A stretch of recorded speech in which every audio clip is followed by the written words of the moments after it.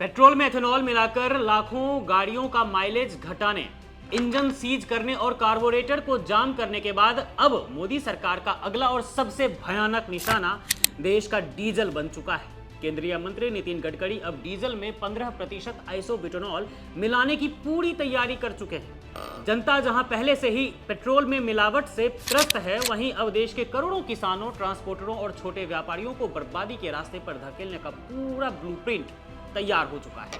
पहले सुनिए गडकरी ने कुछ दिनों पहले जो कुछ कहा था डीजल में आइसोब्यूटेनॉल मिलाने को लेकर। उसे हम डीजल में इथेनॉल नहीं डाल सकते, तो इथेनॉल से आइसोब्यूटेनॉल भी बन रहा है और isobutanol can be alternative for diesel.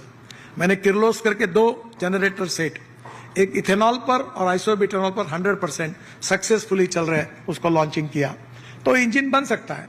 और डीजल में भी 15% आइसोब्यूटेनॉल डालने के बारे में चल रहा है। आइए अब इस पूरे खेल के आंकड़ों और क्रोनोलॉजी को बारीकी से समझते हैं। साल 2022 के सरकारी गैजेट में, जिसे देश का सबसे ठोस और आखिरी दस्तावेज माना जाता है, साफ लिखा था कि साल 2030 तक डीजल में महज 5% बायोफ्यूल मिलाने का लक्ष्य रखा जाएगा। लेकिन साल 2026 आते आते ही नितिन गडकरी अचानक इस लक्ष्य को सीधे 15% करने की घोषणा कर देते हैं। वह भी तब जब दुनिया का कोई भी बड़ा देश, चाहे वो अमेरिका हो या यूरोप, डीजल में आइसोब्यूटेनॉल की कमर्शियल ब्लेंडिंग करने की हिम्मत नहीं जुटा पाया है, क्योंकि इसके दुष्परिणाम बेहद ही गंभीर हैं। लेकिन भारत को इस खतरनाक प्रयोग की प्रयोगशाला बनाया जा रहा है। देश में सालाना डीजल की खपत लगभग 91.41 मिलियन टन है, यानी करीब 10 लाख करोड़ रुपए का बहुत बड़ा बाजार, जिसका 70% हिस्सा ट्रांसपोर्ट में, 28% ट्रकों में और 13% देश की खेती किसानी में इस्तेमाल होते हैं। देश के 90% से ज्यादा ट्रक, बसें और ट्रैक्टर इसी डीजल पर चलते हैं। वैज्ञानिकों और एक्सपर्ट्स का साफ कहना है कि शुद्ध डीजल के मुकाबले आइसोब्यूटेनॉल में एनर्जी डेंसिटी यानी ऊर्जा बहुत कम होती है और इसे बनाने की लागत भी क्रूड ऑयल से कहीं ज्यादा है। नतीजा यह होगा कि इस 15% मिलावट वाले ईंधन से गाड़ियों का माइलेज 3 से 5% तक सीधे गिर जाएगा, यानी जनता की जेब भी ज्यादा ढीली होगी और गाड़ियों को ताकत भी कम मिलेगी। सबसे बड़ी लापरवाही यह है कि हमारे देश के वाहन, जनरेटर और इंजन इस मिलावटी ईंधन के लिए तकनीकी रूप से तैयार ही नहीं है।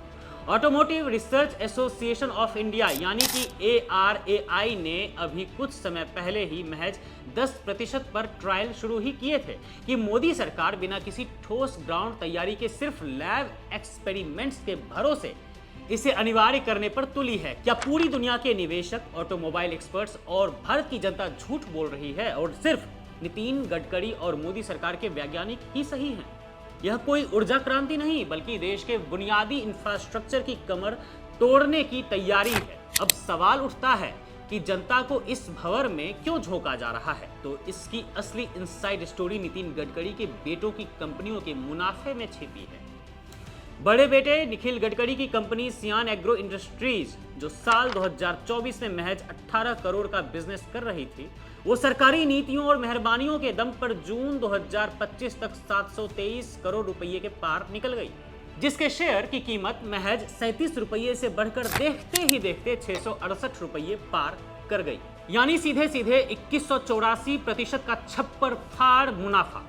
वहीं छोटे बेटे सारंग गडकरी की कंपनी मानस एग्रो का रेवेन्यू भी साल 2021 के 5,990 करोड़ से बढ़कर 2024 में 9,591 करोड़ रुपए हो गया। जनता की गाड़ियों के इंजन भले ही तबाह हो जाएं, देश के किसान और ट्रांसपोर्टर भले ही पाई पाई को मोहताज हो जाएं, लेकिन मंत्रियों के बेटों को अरबपति बनाने का यह खेल रुकना नहीं चाहिए।